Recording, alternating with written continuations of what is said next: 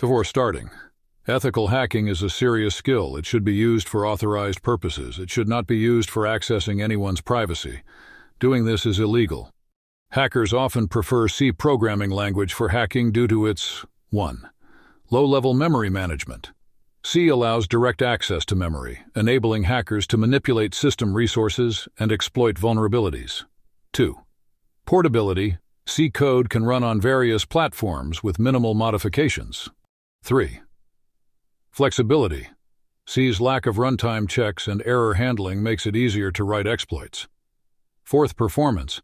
C's efficiency and speed enable hackers to write fast and effective exploits. 5. System programming. C is used for system programming, allowing hackers to interact with operating system components. 6. Library support.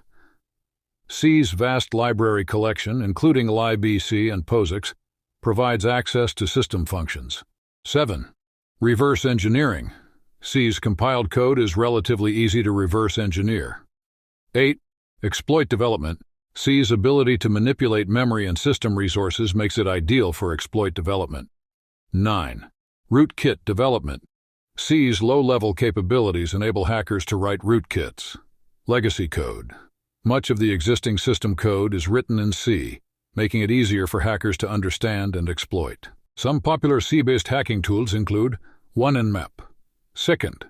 Nessus, 3. Metasploit, 4. John the Ripper, 5. Hashkit. However, modern hacking also employs other languages such as 1. Python, e.g. PyShark, Scapy, 2. C++, e.g. OllyDbg, 3. Java, e.g. Burp Suite, 4. Ruby, e.g. Metasploit. Keep in mind that hacking can be harmful and illegal.